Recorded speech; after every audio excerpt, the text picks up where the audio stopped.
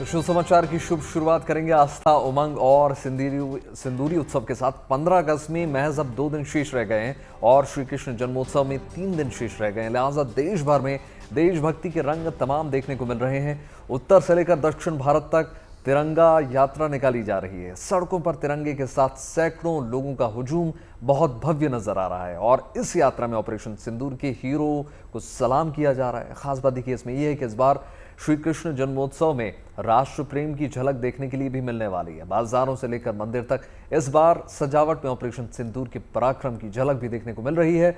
इसके साथ ही मथुरा को सुंदर तरीके से सजाया संवारा जा रहा है ताकि जो भी श्री कृष्ण भक्त ब्रज में पहुंचे तो कान्हा की नगरी की दिव्यता का एहसास अपने साथ लेकर वापस लौटे। हालांकि मथुरा ही नहीं, देश के दूसरे हिस्सों में भी श्री कृष्ण के 5252वें जन्मोत्सव को लेकर तैयारियां जोरों शोरों पर है। मंदिर में भव्य सजावट की गई है और तमाम भक्त न सिर्फ श्री कृष्ण जन्माष्टमी के लिए उत्साहित नजर आ रहे हैं बल्कि 15 अगस्त की तैयारियां भी तमाम है, जिसके लिए पूरा देश जो है तिरंगे के रंग में रंगा हुआ नजर आ रहा है।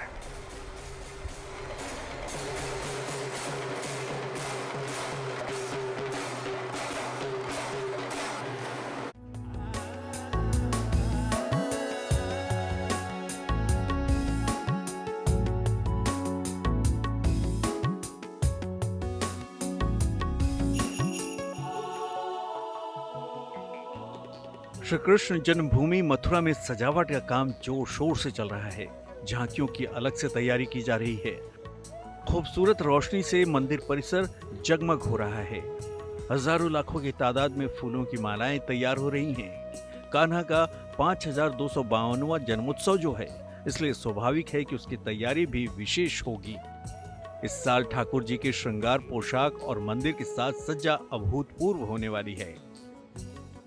सुंदर पीले सिल्क के वस्त्र पर मेघधनु माने सप्तवर्ण, सप्तरंगी, 7 रंगों के संयोजन से बहुत ही दिव्य पोशाक बनाई जा रही है जो लगभग तैयार हो गई है और उसका नाम है मेघधनु पोशाक। भगवान श्री कृष्ण का जन्म द्वापर युग में भाद्रपद माह के कृष्ण पक्ष की अष्टमी तिथि को रोहिणी नक्षत्र में हुआ था। इस लिहाज से इस साल ये पर्व 16 अगस्त को पूरे देश में धूमधाम से मनाया जाएगा। ऐसे में श्री कृष्ण की जन्मस्थली श्री कृष्ण जन्म स्थान पर भी तैयारियों को अंतिम रूप दिया जा रहा है। यही नहीं, इस बार भगवान कृष्ण के भव्य जन्मोत्सव पर ऑपरेशन सिंदूर की झलक भी देखने को मिलेगी। पूरे शहर को सजाया जा रहा है, संवारा जा रहा है। जगह जगह पेंटिंग हो रही है, जगह जगह रंगाई पुताई हो रही है। जो भी श्रद्धालु यहाँ आए, भगवान श्री कृष्ण का जन्मोत्सव बड़े ही दिव्यता, भव्यता, सफाई और स्वच्छता के साथ मनाएं। इस बार भगवान जिस पुष्प बंगले में विराजेंगे उसका नाम भी ऑपरेशन सिंदूर के नाम पर सिंदूर फूल बंगला बताया गया है। श्री कृष्ण जन्म स्थान में 16 अगस्त को जिस बंगले में प्रभु विराजेंगे वह सिंदूर नाम का फूल बंगला होगा, जिसमें विराज कर भगवान अपने श्रद्धालुओं को दर्शन देंगे। श्री कृष्ण के जन्म का महोत्सव 3 दिनों तक चलेगा, यानी 14 अगस्त से पूरा ब्रज कान्हा के जन्म के उत्सव में पूरी आस्था और श्रद्धा के साथ रम जाएगा। लेकिन इस बार इस महोत्सव पर देशभक्ति का रंग भी दिखने वाला है। जन्म स्थान परिसर में जहां ऑपरेशन सिंदूर का भव्य कटआउट होगा, वहीं ठाकुर जी के पुष्प बंगला को सिंदूर नाम दिया गया है। मथुरा में कृष्ण जन्मोत्सव पर भव्य और विशेष कार्यक्रम की शुरुआत 14 अगस्त से ही हो जाएगी। 14 से 18 अगस्त तक शाम 7 बजे से रात 10 बजे तक कृष्ण लीलाएं होंगी, भजन गायन होगा। 15 अगस्त को भगवान को वस्त्र अर्पण का कार्यक्रम और झांकी निकाली जाएगी। 16 अगस्त को रात 11 बजे गणपति और नवग्रह स्थापना पूजन के बाद 12 से 12:10 तक प्राकट्य दर्शन आरती होगी और इसके बाद महाअभिषेक होगा। 12:45 पर श्रृंगार आरती और करीब 2 बजे शयन आरती होगी। मंदिर परिसर को भव्य बनाया जा रहा है। मंदिर की ओर जाने वाले रास्तों की भी रंगाई पुताई की जा रही है। चौक चौराहे पर पेंटिंग बनाई जा रही है। साफ सफाई पर विशेष ध्यान दिया जा रहा है, यानी नगर निगम दिन रात काम में है। जो तैयारियां की गई हैं उसमें जो प्रमुख मार्ग हैं, जो जैसे शहर के अंदर जो भी प्रमुख मार्ग जो आने वाले हैं उस पर वॉल पेंटिंग का काम, थीम पेंटिंग का काम, लाइटिंग, डेकोरेशन, ये सारे काम जो हमारी तरफ से किए जा रहे हैं नगर निगम की तरफ से, साफ सफाई के साथ साथ ये जो सारे काम जिससे नगर निगम मथुरा वृंदावन और आकर्षक दिखे, इसका प्रयास किया जा रहा है। अभी से ही पूरे मथुरा में भगवान श्री कृष्ण के जन्म दिवस को लेकर उत्सव का माहौल है। उम्मीद भी की जा रही है कि श्री कृष्ण की नगरी में इस बार 40 से 50 लाख लोग आएंगे, इसलिए ऐसी व्यवस्था की जा रही है ताकि किसी को असुविधा न हो। सड़कों को साफ सुथरा रखने के लिए हजारों कर्मचारी सड़क पर उतर गए हैं ताकि शहर भी सुंदर लगे। मथुरा से मदन गोपाल शर्मा के साथ bureau report, good news today. Shri Krishna Janmashtami का पर्व आते ही दिल्ली का इस्कॉन मंदिर भी जगमग हो उठा है। हर कोना भक्ति और उत्सव से सराबोर है। श्री कृष्ण के जन्मोत्सव को खास बनाने के लिए विशेष तैयारियां की जा रही हैं। दिल्ली के द्वारका के इस्कॉन मंदिर में भगवान को प्रकटोत्सव के शुभ अवसर पर 3000 से ज्यादा व्यंजनों का भी भोग लगाया जाएगा।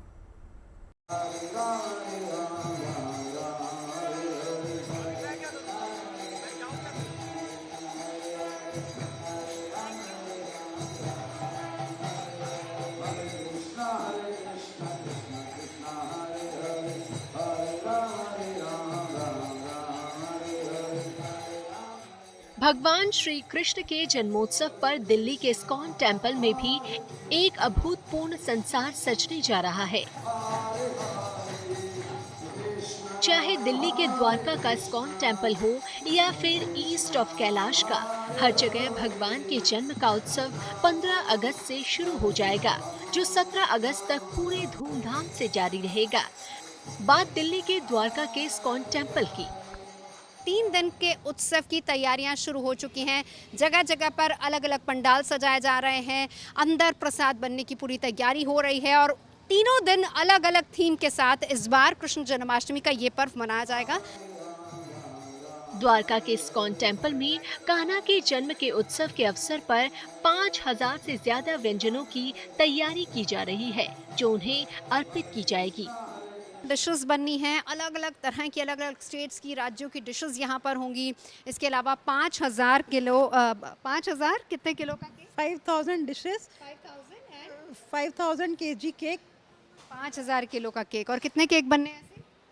1000 किलो के 5 केक्स बनेंगे।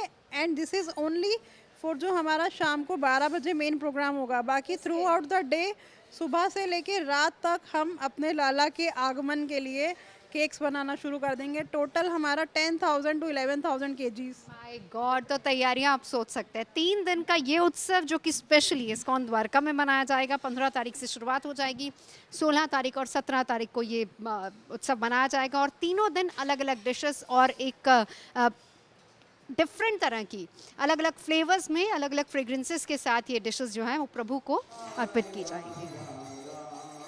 दिल्ली का इस्कॉन टेम्पल जन्माष्टमी के रंग में पूरी तरह रंग चुका है। चारों तरफ भक्ति की बयार बह रही है। तैयारी इस कदर की जा रही है जैसे श्री कृष्ण के जन्मोत्सव पर 2.5 से 3 लाख लोग हर रोज भगवान के अतिथि के रूप में पधारेंगे और हर एक भक्त का यहाँ पर खास ख्याल रखा जाएगा। 15 को जो है यहाँ पर भगवान को अधिवास होगा। अधिवास का मतलब है कि भगवान को जो भी हम पोशाक पहनाने वाले हैं, जितनी भी ज्वेलरी पहनाने वाले हैं, उनको पहले दिखाएंगे। जैसे कि बच्चा होता है, उसका बर्थडे होता है तो पेरेंट्स उसको दिखाते हैं, देखो हम तुम्हारे लिए क्या क्या लाए हैं, कल तुम्हें ये पहनाएंगे, तो बड़े खुश होते हैं। वैसे ही भगवान का पूरा अधिवास होगा, भगवान को समर्पित किया जाएगा, वो शो ऑफ किया जाएगा और नेक्स्ट डे मॉर्निंग से फुल फेस्टिविटी शुरू होगी। तो नेक्स्ट डे मॉर्निंग से सुबह 4:30 बजे से भगवान को ऑफरिंग शुरू हो जाएगा। यहाँ पे हम लोग प्रयास कर रहे हैं कि सुबह 16 तारीख सुबह 16 तारीख की बात कर रहे हैं हम कि सुबह से ही रबड़ी प्रसादम बंटना शुरू हो जाएगा। यहाँ पे जो भी भक्तगण आएंगे यहाँ पर मंगला आरती सुबह 4:30 बजे स्टार्ट होगी। और रोज़ दिन ऐसा होता है हमारे यहाँ कि मंदिर से बाहर तक रश होता है, तो बड़ी बड़ी स्क्रीन लगा करके वहाँ पर भी हम प्रयास करें कि सबको दर्शन कराएं मॉर्निंग में। उसके बाद मॉर्निंग से लेकर के इवनिंग तक कंटिन्यू प्रोग्राम रहेगा। एक्सपेक्टेड 10 लाख लोग करीब एक्सपेक्टेड हैं, तीनों दिन में आएंगे। 10,000 वॉलंटियर्स होंगे यहाँ पर सेवा करने के लिए। सबका भाव केवल एक ही है कि सब भगवान के गेस्ट आ रहे हैं। जिस तरह से कि एक मदर जो है अपने बच्चे की बर्थडे मनाने के लिए कितना सुबह से लेकर के रात तक अथक प्रयास करती है, लगी रहती है, उसी तरह से सारे भक्त लोगों को ये प्रेरणा दी गई है। इसी तरह से हम सबको प्रयास करना है, जो भी गेस्ट आ रहे हैं उनको अच्छे से अच्छे सुविधा मिले, उनको प्रसादम मिले सब भक्तों को, कोई भी ऐसे नहीं जाए। तो इस तरह से हम लोग प्रयास कर रहे हैं। द्वारका के इस्कॉन टेम्पल में 8 लाख से ज्यादा भक्तों के लिए प्रसाद भी तैयार किया जा रहा है। हम सब लोगों के लिए प्रसादम बन रहे हैं, करिए हम लोग 8 लाख लोगों के लिए प्रिपरेशन कर रहे हैं प्रसादम का। सब फास्टिंग वाला प्रसाद होगा, व्रत का प्रसाद होगा, क्योंकि 99% इंडिया में कम से कम लोग फास्टिंग रखते हैं उस दिन। तो हम फास्टिंग वाला प्रसादम बना रहे हैं। उसमें आपको पनीर टिक्का होगा, है ना, और तो ऑब्वियसली पनीर तो भगवान तो दूध और पनीर के प्रेमी हैं, तो पनीर टिक्का चलेगा, रबड़ी चलेगी, और कुटू के आटे की पूड़ी होगी, आलू की सब्जी होगी, डिफरेंट आइटम्स होंगे। करीब 35 से 40 आइटम बन रहे हैं, सब लोगों को डिस्ट्रीब्यूट किए जाएंगे खुलेआम। भक्तों के लिए यहाँ पर खास व्यवस्था भी की जा रही है, ताकि किसी भी भक्त को अपने आराध्य के दर्शन और पूजन में किसी भी प्रकार की दिक्कत न हो। इसके लिए मंदिर में 10,000 से ज्यादा वॉलंटियर भक्तों की सहायता और व्यवस्था बनाए रखने के लिए मौजूद रहेंगे। दिल्ली से नवजोत रंधावा के साथ bureau report, good news today. वहीं दिल्ली के ईस्ट ऑफ कैलाश इस्कॉन मंदिर में भी जन्मोत्सव की धूम है। विशाल पंडाल बनाए गए हैं, भव्य मंच है। जन्माष्टमी पर लाखों लोगों के लिए इंतजाम किए जा रहे हैं। 10 क्विंटल से ज्यादा लड्डू बनाए जा रहे हैं। इसके अलावा केक, घेवर और दूसरे मिष्ठान बनाए जा रहे हैं। देखिए हमारी ये खास रिपोर्ट।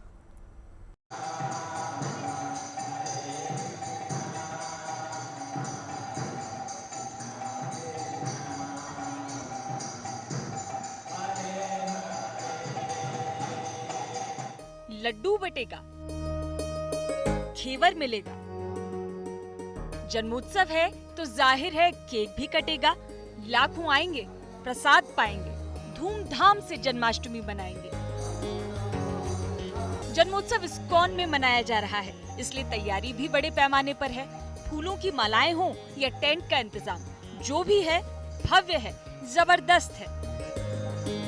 इस वक्त हम मौजूद है दिल्ली के ईस्ट ऑफ कैलाश स्थित इस्कॉन मंदिर में, और आप देख सकते हैं कि किस तरीके से भव्य तैयारियां जो है वो जोरों शोरों पर है। 5 यहाँ पे एंट्री पॉइंट्स जो है वो बनाए जा रहे हैं, जिसमें से एक मैंने अभी आपको दिखाया, और भव्य पंडाल की मैं आपको तस्वीरें दिखा रही हूँ कि किस तरीके से रंग बिरंगा पंडाल जो है वो अंदर से तैयार किया जा रहा है। आप देख सकते हैं कि किस तरीके से जो पूरा जो अंदर का ऑल्टर है वो आपको इसी तरीके से भव्य तैयारियों में जो है वो नज़र आने वाला है। फिर चाहे वो फूलों की बात की जाए, मंदिर को लाइटिंग से सजाने की बात की जाए, या फिर बड़े बड़े झालर से सजाने की बात की जाए, हर तरीके से मंदिर को जो है वो सजाया जा रहा है।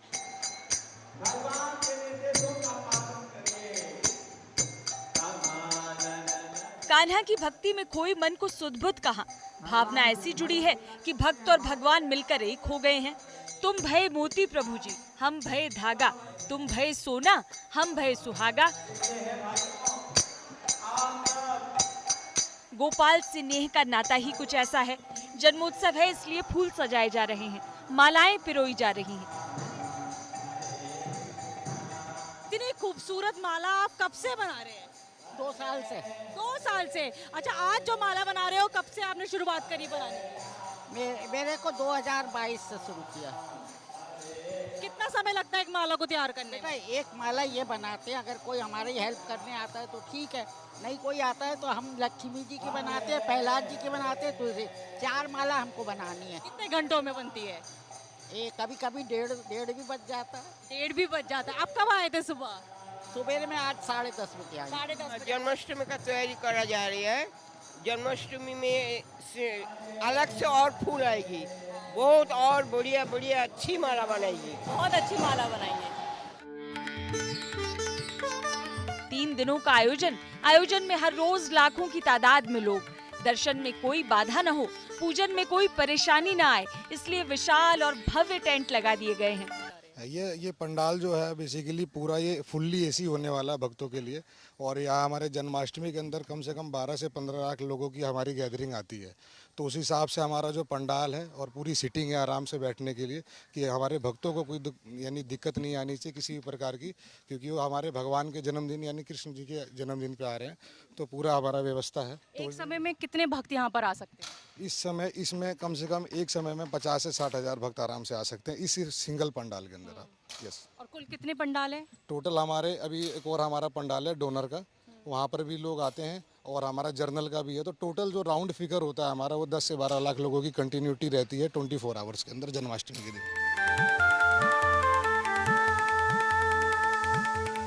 जैसे बालक के जन्मदिन पर मिठाई और भोज का इंतजाम होता है, उसी तरह यहाँ सभी के लिए प्रसाद की व्यवस्था है। सुबह से शाम तक लोगों का तांता रहेगा, इसलिए 1-2 नहीं बल्कि 10 क्विंटल बूंदी के लड्डू बनाने का लक्ष्य है। इस्कॉन में साज सज्जा और दूसरे सभी जरूरी इंतजाम किए जा रहे हैं। 16 अगस्त यानी जन्माष्टमी को यहाँ भक्ति का एक अपूर्व संसार सजने वाला है। दिल्ली से मनीषा लड्डा के साथ bureau report, good news today. Ujjain में भादों की पहली सवारी में भगवान महाकाल ने 5 स्वरूपों में भक्तों को दर्शन दिए। महाकाल की शाही सवारी के दर्शन के लिए बड़ी तादाद में भक्त उमड़े। महाकाल की सवारी में धार्मिक के साथ साथ देशभक्ति का अद्भुत नजारा देखने को मिला।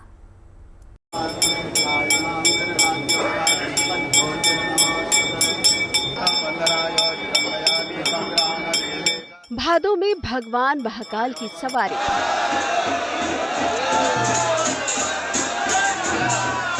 नगर भ्रमण पर निकले बाबा महाकाल।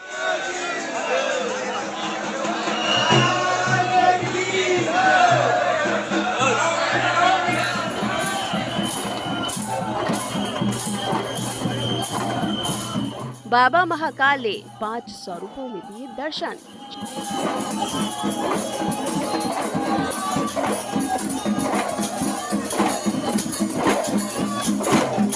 शानदार झांकियां और भक्ति गीत पर झूमे लोग।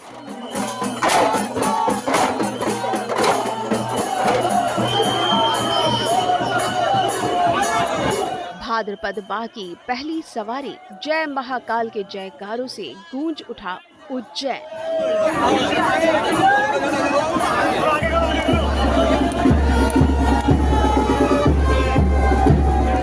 बाबा निराले, बाबा की भक्ति निराली, धूमधाम से निकली महाकाल की सवारी।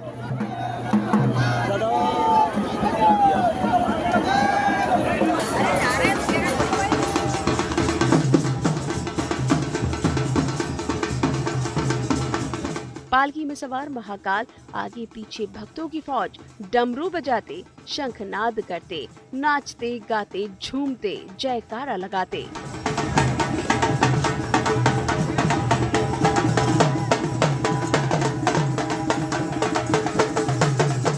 उज्जैन के महाधिराज माने जाने वाले महाकाल की ये सवारी पूरे राजसी ठाट बाट के साथ निकली। दरअसल सावन की तरह ही भादो महीने में भी बाबा महाकाल प्रजाजनों को दर्शन देते हैं। भगवान महाकाल ने 5 स्वरूप पालकी में चंद्र मौलेश्वर, गरुड़ रथ पर, शिव तांडव, नंदी पर, उमा महेश डोल रथ पर, होलकर मुखोटा और अंत में हाथी पर मन महेश स्वरूप में दर्शन देकर अपने भक्तों को धन्य किया। बाबा चंद्रमौलेश्वर रूप में, मन महेश रूप में, गरुड़ जी के रूप में, शिव तांडव स्वरूप में और नंदी जी पे विराजमान होकर बाबा महाकाल रथ पर, गजराज पर अपने पालकी में सवार होकर बाबा सभी को हाल जानने के लिए निकले हैं। ब्रह्मांड को चलाने वाले भगवान शिव हम सब के कल्याण के लिए किस प्रकार से सवारी के माध्यम से दर्शन देने के लिए निकलते हैं, सबका हालचाल, प्रजा का हालचाल पूछने के लिए निकलते हैं।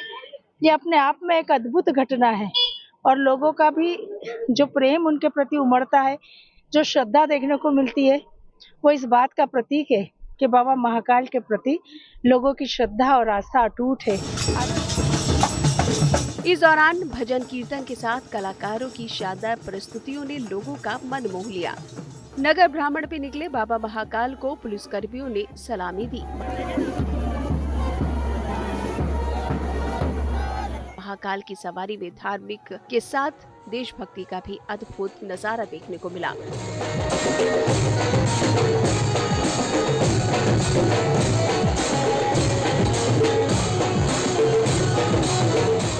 महाकाल की सवारी महाकालेश्वर के प्रति भक्तों की अपार श्रद्धा का अद्भुत प्रतीक है। उज्जैन के लिए ये सबसे बड़ा सांस्कृतिक और धार्मिक उत्सव माना जाता है। यह महाकाल की नगरी की समृद्ध संस्कृति और विरासत को भी दर्शाता है। उज्जैन से संदीप कुलश्रेष्ठ के साथ bureau report, good news today. अब आपको देश भर में देशभक्ति के रंग दिखाते हैं। स्वतंत्रता दिवस में अभी ये 2 दिन शेष हैं, लेकिन देश के कोने कोने में राष्ट्रभक्ति के रंग अभी से दिखने लगे हैं। कश्मीर से लेकर कन्याकुमारी तक हर नागरिक देशभक्ति में लीन है। हर घर तिरंगा अभियान के तहत हर शहर में अगर आप देखेंगे तो तिरंगा यात्रा निकाली जा रही है। तमाम यात्रा के दौरान जय हिंद, जय भारत, भारत माता की जयकारे तमाम गूंज रहे हैं। गांदरबल में जहां बोट में तिरंगा लेकर देशभक्त निकले, वहीं सोनमर्ग में और डोडा में कई किलोमीटर लंबी तिरंगा यात्रा निकाली गई। यात्रा में हर देशभक्त की जुबां पर जय हिंद है, भारत माता के जयकारे हैं। ऐसी ही तस्वीरें दिल्ली में भी देखने के लिए मिल रही हैं, जहां पर साइकिल पर स्कूल की छात्राओं ने तिरंगा रैली निकाली। यात्रा को हरी झंडी दिखाने के लिए मुख्यमंत्री रेखा गुप्ता भी पहुंची। इन तस्वीरों से यह साफ हो जाता है कि देश का कोना कोना इन दिनों देशभक्ति के रंग में पूरी तरीके से रंगा हुआ है। 3 तस्वीरें आपको दिखाने किस प्रकार देश का मूड है, क्या मिजाज है। 15 अगस्त करीब है, देशभक्ति के रंग पूरे देश में देखने को मिल रहे हैं। तमाम तिरंगा यात्रा निकाली जा रही है। हर घर तिरंगा के तहत तमाम लोग इन तस्वीरों के माध्यम से आप समझ सकते हैं किस प्रकार के रंग देखने को मिल रहे हैं देश भर के तमाम शहरों में।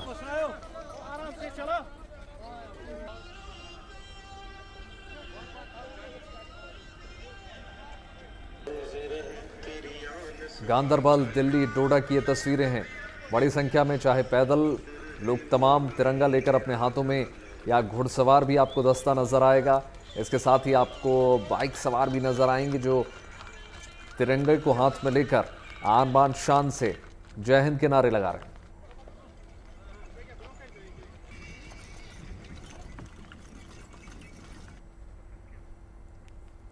अब आपको लेकर चलते हैं जम्मू कश्मीर के डोडा में, जहां सड़कों पर जब देशभक्त तिरंगा लेकर निकले तो भव्य नजारा देखने को मिला।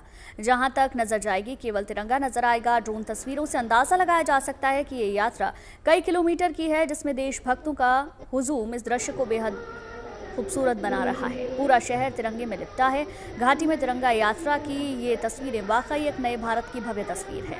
और इस बीच जय हिंद, जय भारत की गूंज देश के नागरिकों में राष्ट्र के प्रति प्रेम भाव को बढ़ा रही है।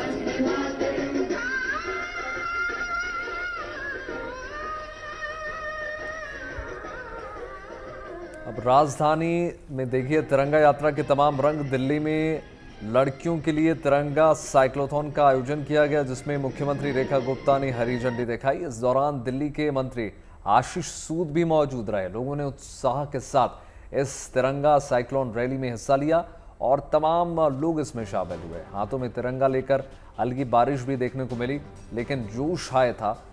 हरी झंडी दिखाई मुख्यमंत्री रेखा ने और उसके बाद तमाम लोग एक सुर में जय हिंद और भारत माता की। देखिए, देश 15 अगस्त को स्वतंत्रता पर्व मनाएगा। स्वतंत्रता पर्व से पहले जगह जगह तिरंगा यात्रा निकाली जा रही है। वडोदरा में भव्य तिरंगा यात्रा निकाली गई। वडोदरा में इस बार स्वतंत्रता पर्व को स्वतंत्रता का उत्सव स्वच्छता के संग थीम के तहत मनाया जा रहा है। इस बीच सड़कों पर एक झांकी भी निकाली गई, जिसमें छात्रों ने हिस्सा लिया और स्वच्छता के प्रति जागरूकता का संदेश दिया गया। तमाम लोग इसमें शामिल हुए। इसकी तस्वीरें आपको इस वक्त दिखा रहे हैं, जैसे तमाम पुलिस के जवान भी आपको नजर आएंगे और उसके साथ स्वच्छता का संदेश भी दिया गया।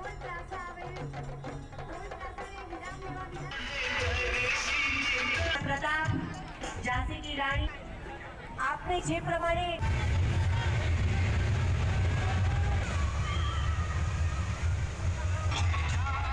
15 अगस्त को लेकर देश भर में खास तैयारियां चल रही हैं। इसी बीच दिल्ली से लेकर हरियाणा और दूसरे राज्यों में सुरक्षा के कड़े इंतजाम हैं। एनएसजी और सुरक्षा बल के साथ पुलिस के कई टीमें दिन रात मुस्तैदी से डटी हैं। इसके साथ ही सीसीटीवी से नजर रखी जा रही है। वहीं समारोह स्थल पर डॉग स्क्वाड की टीमें भी तैनात की गई हैं।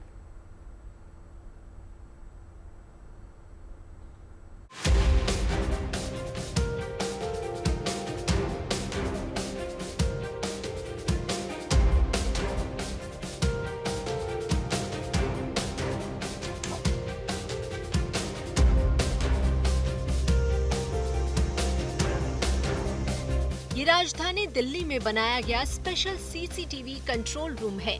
जहां से दिल्ली के लाल किले और दूसरे इलाकों पर बारीकी से नजर रखी जा रही है। दरअसल 3 दिन बाद लाल किले पर स्वतंत्रता दिवस समारोह आयोजित किया जाएगा, जहां प्रधानमंत्री नरेंद्र मोदी समेत कई हस्तियां जुटेंगी। लिहाजा यहां सुरक्षा के कड़े इंतजाम किए गए हैं। ऐसे आप देख सकते हैं कि 15 अगस्त की सिक्योरिटी अरेंजमेंट की गई है, क्योंकि जैसा कि हम सब जानते हैं कि हाई सिक्योरिटी जोन है रेड फोर्ट। प्रधानमंत्री का भाषण रेड फोर्ट से होगा और इसीलिए इस तरीके की सिक्योरिटी मल्टी लेयर्ड अरेंजमेंट के तहत दिल्ली पुलिस द्वारा की गई है। बताया गया है कि लाल किले और आसपास के इलाकों में ऐसे करीब 800 सीसीटीवी कैमरे लगाए गए हैं, ताकि हर संदिग्ध हरकत का पता लगाया जा सके। इसके साथ ही जनता की सुरक्षा को ध्यान में रखते हुए कई महकमों की टीमें तैनात की गई है। इनमें एसपीजी और एनएसजी के साथ पुलिस, अर्धसैनिक बल और दूसरी सुरक्षा एजेंसियां शामिल हैं। इनके 10,000 से ज्यादा सुरक्षा कर्मी तैनात रहेंगे। वहीं मेडिकल, दमकल विभाग और होमगार्ड की टीमों को भी स्वतंत्रता दिवस से पहले स्पेशल ड्यूटी पर लगाया गया है। साथ ही 15 अगस्त को देखते हुए ड्रोन, हॉट एयर बलून और ऐसे कोई भी फ्लाइंग ऑब्जेक्ट्स उड़ाने पर राजधानी में पाबंदी लगा दी गई है। यहाँ पे हम लोग पूरी सिक्योरिटी कर रहे हैं और उसके अलावा यहाँ पे जो एरियल थ्रेट्स हैं उनके लिए भी यहाँ पे अरेंजमेंट किया गया है, जैसे कि एंटी ड्रोन सिस्टम्स लगाए गए हैं। उसके अलावा यहाँ पे हमने ऑर्डर भी किया, पब्लिसाइज भी किया है कि ड्रोन्स उड़ाना मना है और हॉट एयर बलून्स, पैराग्लाइडर्स, इस टाइप की चीजें। इतना ही नहीं, दिल्ली पुलिस और दूसरे सुरक्षा एजेंसियों के साथ मिलकर ये स्पेशल डॉग भी कंधे से कंधा मिलाते हुए सिक्योरिटी का जिम्मा संभालेंगे। 15 अगस्त की सुरक्षा में लगे इन डॉग में कोई विस्फोट का पता लगाने में माहिर है, तो कोई नशीले पदार्थों का पता लगाने में।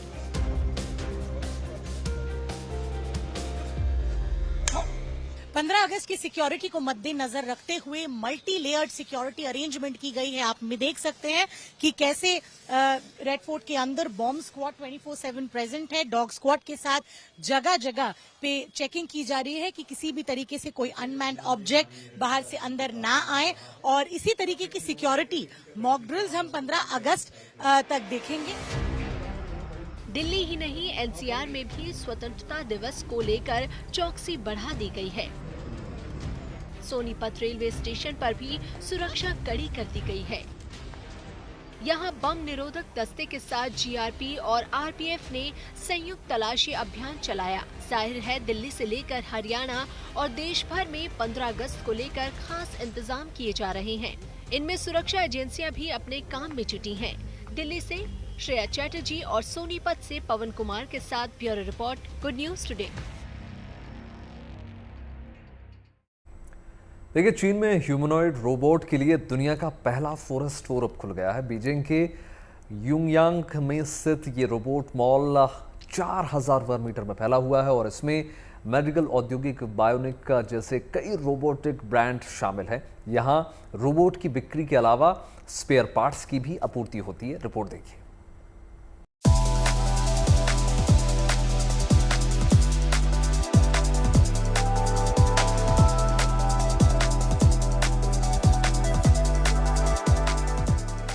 अब मॉल से खरीदे रोबोट। चीन में खुला दुनिया का पहला ह्यूमनॉइड रोबोट मॉल। चीन के बीजिंग से आई इन तस्वीरों को देखकर दुनिया हैरान है, क्योंकि यहां दुनिया का पहला ह्यूमनॉइड रोबोट मॉल को लोगों के लिए खोला गया है। इस रोबोट मॉल में 100 से ज्यादा तरह के रोबोट उपलब्ध हैं, जो मेडिकल, औद्योगिक, बायोनिक और ह्यूमनॉइड रोबोट समेत कई सेक्टर को कवर करते हैं।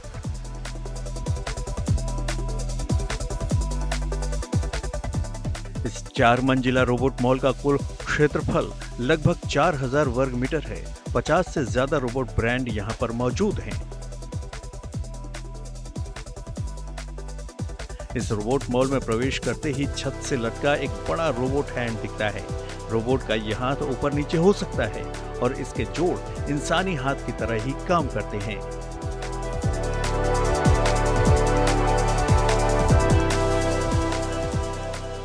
रोबोट मॉल की पहली मंजिल पर खास ह्यूमनॉइड रोबोट रखे हुए हैं। दूसरी मंजिल पर लोग रोबोट के साथ बातचीत कर सकते हैं, जिनमें रोबोट डॉग और रोबोट हैंड्स शामिल हैं। साथ ही वो फुटबॉल, बास्केटबॉल और शतरंज में रोबोट एथलीटों के साथ कंपटीशन भी कर सकते हैं।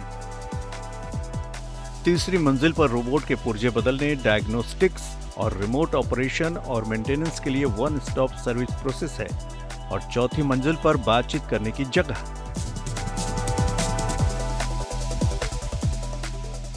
यानी एक ही जगह पर रोबोटिक संसाधनों की एक पूरी श्रृंखला मौजूद है।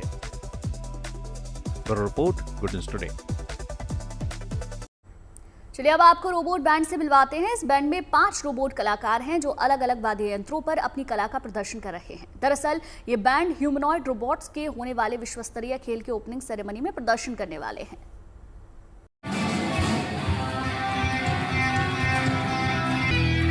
ड्रम बजाता रोबोट, गिटार की संगत पर रोबोट और कीबोर्ड पर लय के साथ फिसलती रोबोट के हैंड। ये दृश्य जितना अनोखा है उतना ही शानदार भी है। चीन के अनहुई प्रांत के हैपई शहर में रोबोट का प्रैक्टिस सेशन किया गया, क्योंकि इसी रोबोट बैंड को गुरुवार से शुरू होने वाले ह्यूमनॉइड रोबोट के खेलों के ओपनिंग सेरेमनी में परफॉर्म करना है, जो तकनीक और कला का एक शानदार संगम होगा। हैफई की एक तकनीकी कंपनी द्वारा डिजाइन किए गए इस रोबोट बैंड में 5 रोबोट संगीतकार शामिल हैं।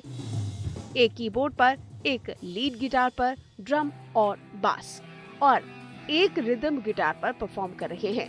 रोबोट बैंड के सदस्य अपने साझा कंप्यूटिंग ब्रेन की बदौलत जो वास्तविक समय में स्कोर और नोट्स का विश्लेषण करता है और अकेले या समूह में सहजता और लय की सटीकता के साथ प्रस्तुत कर सकते हैं। ये स्टाफ नोटेशन में म्यूजिक स्कोर का एक पेज है। हमारा रोबोट इसे डिकोड करने के बाद एक विश्लेषण करता है। उदाहरण के लिए लोकगीत फेंगयांग फ्लावर ड्रम को ही लीजिए। हमारा कीबोर्डिस्ट तकनीक के आधार पर देखिए कैसे अपना हुनर दिखा रहा है। ये सभी गतियां एक ही क्रिया मानी जाती हैं। 3 मिनट के गीत के लिए रोबोट लगभग 1000 निर्देश जारी करेगा। ये रोबोट बैंड बीजिंग में विश्व ह्यूमनॉइड रोबोट गेम्स के उद्घाटन समारोह में एक खास प्रस्तुति देगा।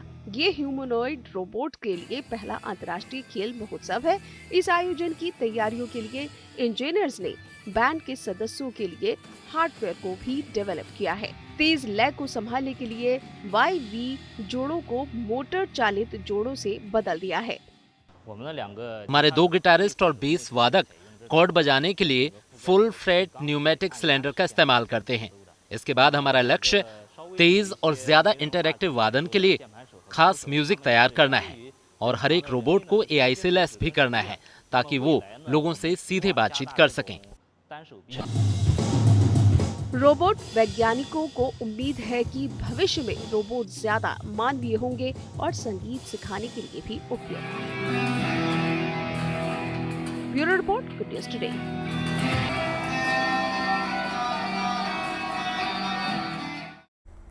देखिए, दुनिया के कई देशों में ह्यूमनॉइड रोबोट का चलन बहुत तेजी से बढ़ रहा है, लेकिन ह्यूमनॉइड रोबोट आपके लिए भविष्य में और कहां मददगार साबित होंगे, इस मुद्दे पर दुनिया भर के टेक एक्सपर्ट बहस कर रहे हैं। चीन के बीजिंग में आयोजित वर्ल्ड रोबोट कॉन्फ्रेंस में भी ये मुद्दा सभी की जुबान पर रहा। घर की चौखट के अंदर और बाहर कहां ह्यूमनॉइड रोबोट फिट होगा, इस पर एक्सपर्ट ने कॉन्फ्रेंस के दौरान अपनी राय रखी।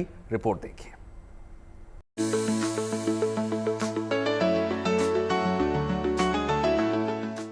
तकनीक के इस दौर में बहुत कुछ बदल रहा है।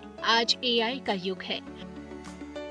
कोई ह्यूमनॉइड रोबोट आपके लिए सेब तोड़ सकता है, तो कोई रोबोट दुकान या स्टोर के रैक में रखी चीजें सामने काउंटर पर खड़े ग्राहक को दे सकता है।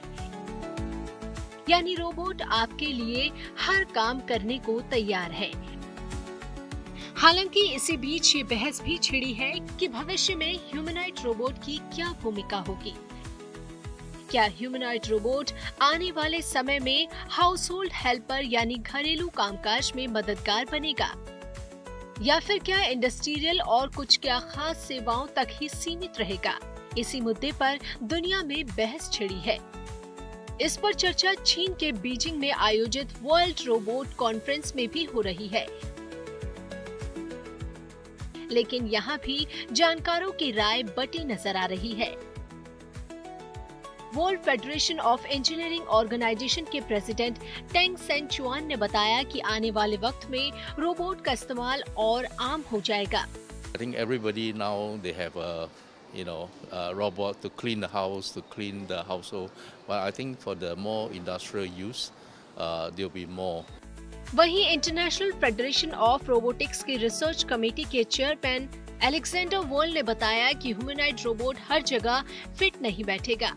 हालांकि उन्होंने ये जरूर माना कि कुछ क्षेत्रों में ये रोबोट मददगार साबित हो सकते हैं। And there will not be many humanoids working in car industry. No, because they are too weak. They cannot carry 100 kilograms. They can carry 20 at most. But there will be other areas that will benefit from humanoids, where we have labor shortage, like, for example, for elderly care. जाहिर है humanoid robot के मामले में इनकी सीमाओं को लेकर अभी सभी एक राय नहीं है। भविष्य में वो कितने और कहां-कहां कारगर साबित होंगे, ये नई इनोवेशन से ही तय होगा। हालांकि ये भी साफ है कि ह्यूमनॉइड रोबोट को कितना बलशाली बनाना है, उसके हाथ में कितनी ताकत देनी है, इसको लेकर भी वैज्ञानिक और रिसर्चर चर्चा में जुटे हैं। Bureau report, good news today.